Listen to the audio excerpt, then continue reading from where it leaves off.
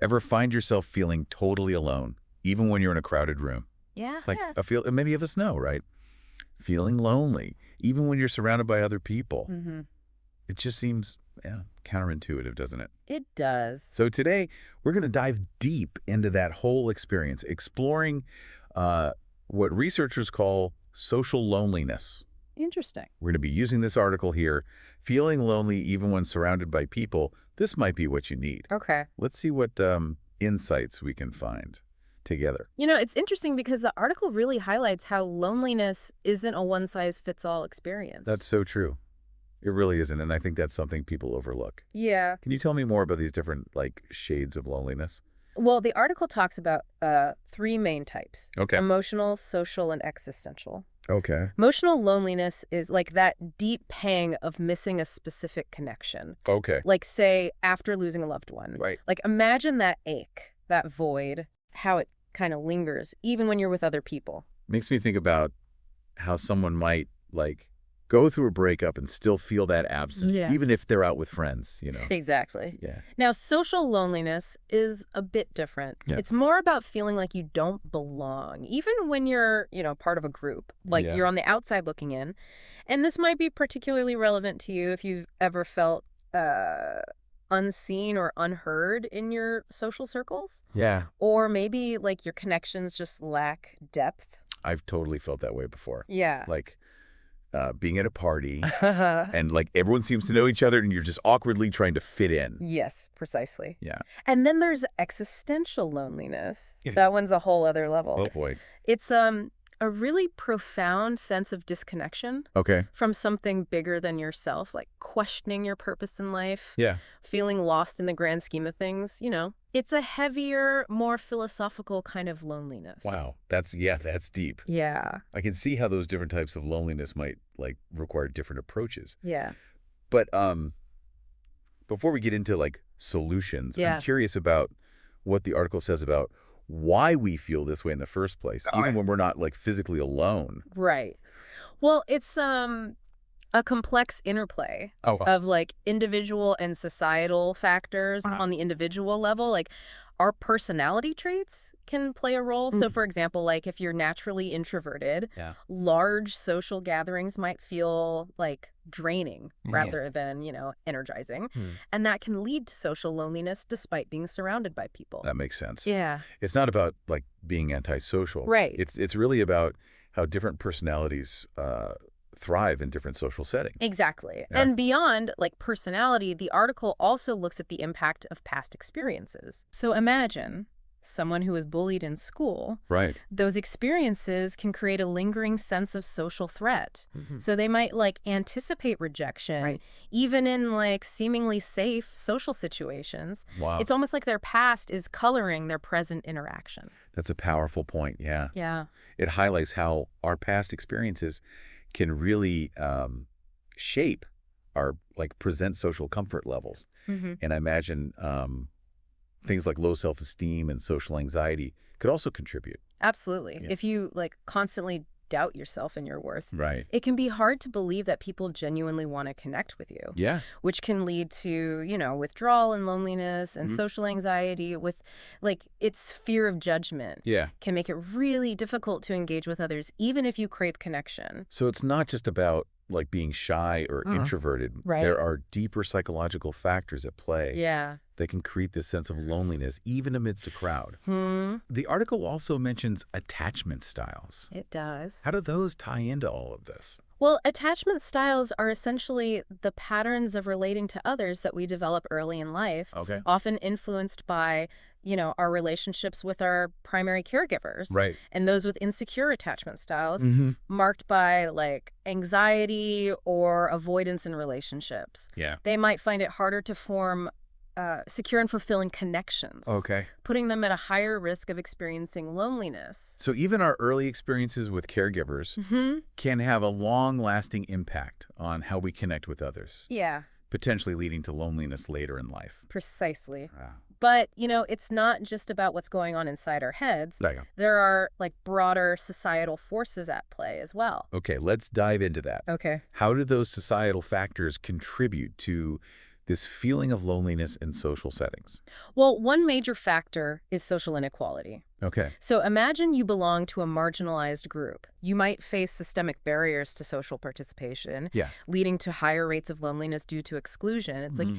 the very structures of society are hindering your ability to connect. It raises some important questions about social justice Yeah. and how we create more inclusive communities, Absolutely. where everyone feels a sense of belonging. Yeah. What are some other societal factors the article highlights? Well, it talks about how cultural norms can shape our experience of loneliness. Okay. So individualistic cultures, Mhm. the US, Right. they prize independence. Yeah. So people there might feel lonelier when they lack those close personal bonds, Okay. even if they have a wider social network. It's like their definition of connection is more focused on those like intimate relationships. Right. Okay. But in collectivist cultures where, family and community ties are paramount, Mhm. feeling disconnected from those groups can be even more isolating, Right. even if you have close personal relationships. So the cultural context really matters Mm-hmm. in how we define and experience loneliness. It does. Are there any other societal factors we should be aware of? Yes, the article points to how, rapid social changes, Okay. increased mobility and urbanization Hmm. can disrupt social networks Yeah. and contribute to feelings of loneliness. Yeah.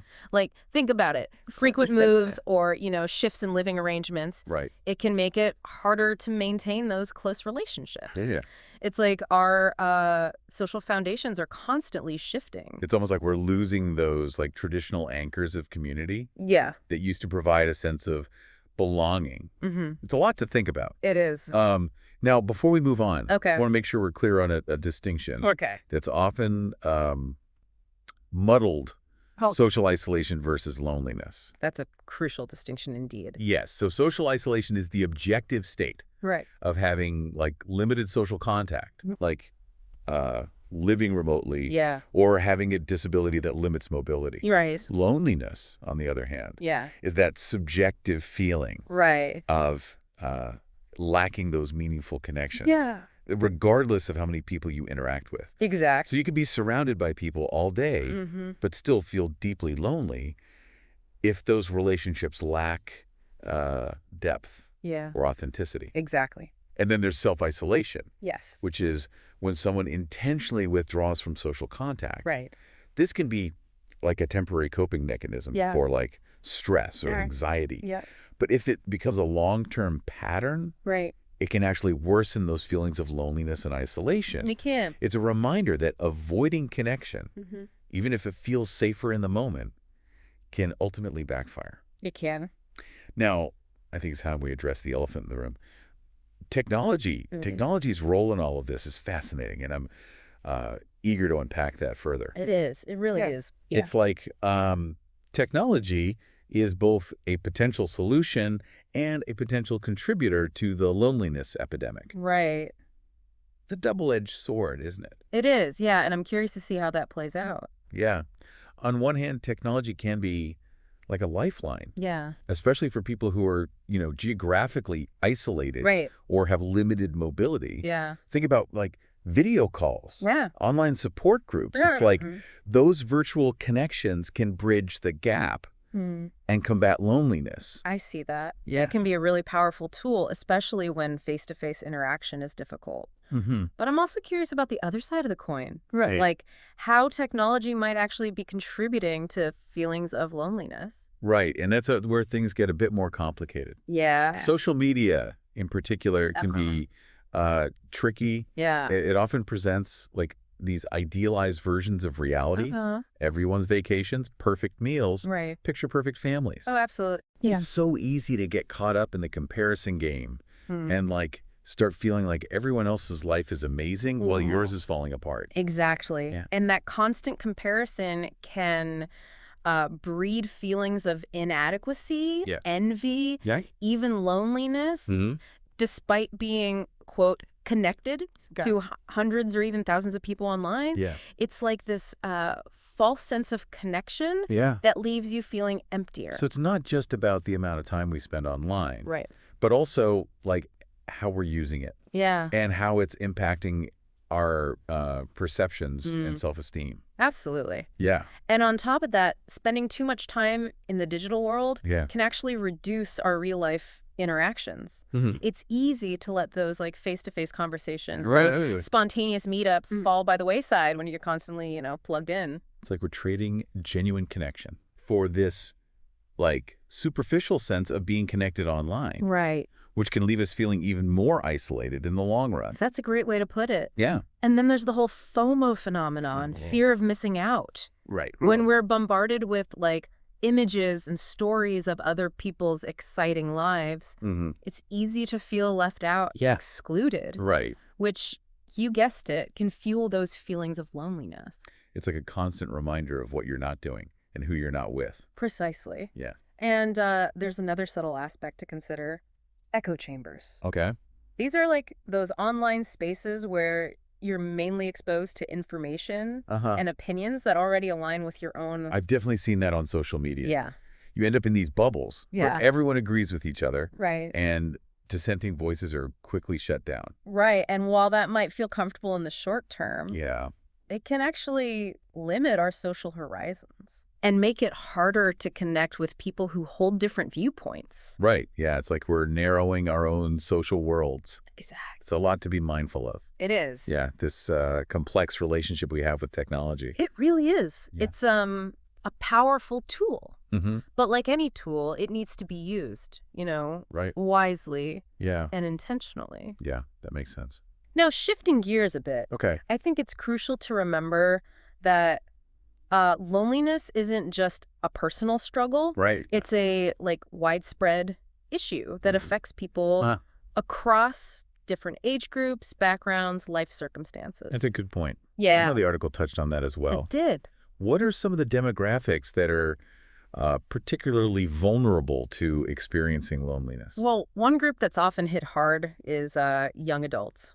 Okay. Think about all the major life transitions they go through: leaving Yeah. home, starting college or a new job, Right. navigating new relationship. Yeah. It's a time of massive change Right. and uncertainty. And social media use is at an all-time high among that age group, It is. which, as we just discussed, Yeah, can be both a blessing and a curse absolutely. when it comes to fostering genuine connections. Exactly. Yeah. Now, on the other end of the spectrum, Okay. you have older adults Right. who might experience increased isolation due to things like retirement, Okay. the loss of loved ones, Yeah. health challenges, or limited mobility.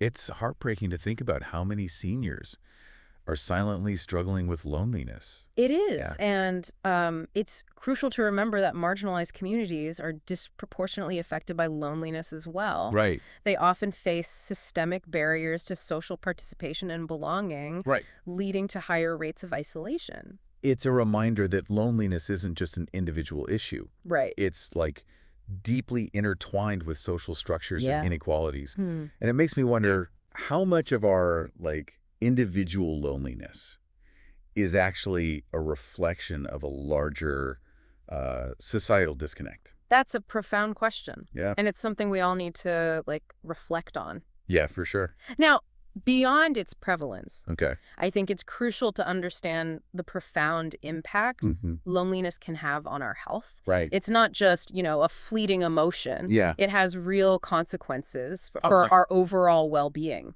That's a sobering thought. It is. What does the research say about the health risks associated with chronic loneliness?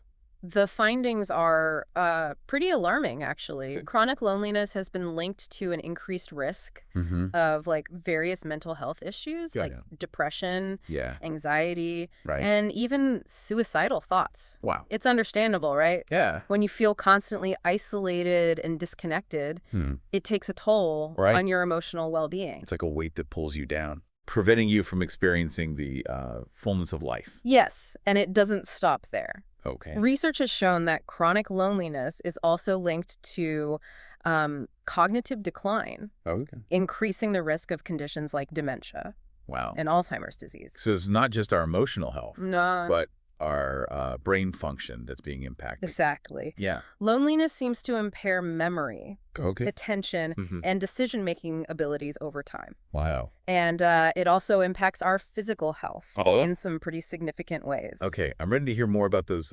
physical health risks. Well, loneliness is linked to a higher risk of heart disease, Right. stroke, and hypertension. Right. It seems that when we experience chronic loneliness, Yeah. our bodies go into this like constant state of stress, Right. leading to inflammation Mm. and changes in like blood pressure Yeah. and heart rate, Uh-huh. all of which can damage our cardiovascular system over time. It's amazing how interconnected our mental, emotional, and physical health truly are. It really is. Yeah. And the article highlights another alarming connection. Mm-hmm.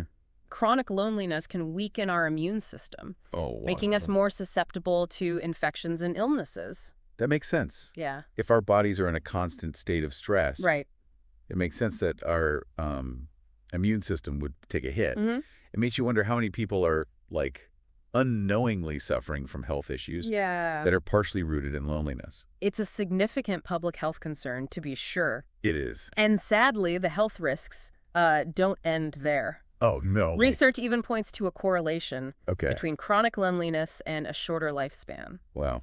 That's heavy. It is. So this is not something to take lightly. No. It's a serious issue Yeah, with potentially life-altering consequence. precisely. Yeah. And that's why it's so crucial to address loneliness proactively and explore strategies for building stronger connections and Mhm. cultivating a greater sense of belonging in our lives. Okay, so let's shift our focus to solutions. Okay. I know the article offers some practical advice for combating loneliness. It does. What are some of the key takeaways?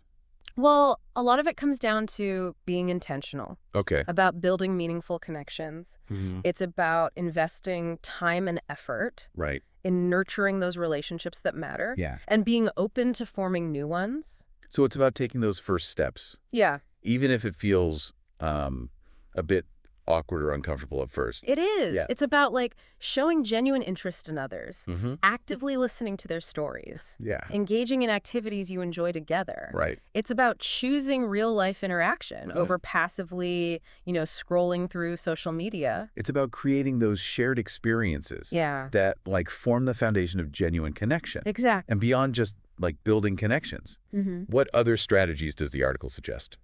Well, it emphasizes the importance of engaging in fulfilling activities. Okay. Things that bring you like joy, purpose, and Mm. a sense of belonging. So things like hobbies, Yes. volunteering, Mm-hmm. community involvement, Yeah. anything that like lights you up. Exactly. Yeah. Those pursuits can foster a sense of purpose and accomplishment, Right. which can be powerful antidotes to loneliness. And what about the role of self-awareness Okay. and self-compassion in overcoming loneliness? Those are crucial elements as well. Yeah. Self-awareness helps you identify and challenge negative thought patterns Okay. that contribute to your loneliness. Right. For example, if you tend to like isolate yourself Mhm. when you're feeling down, Yeah.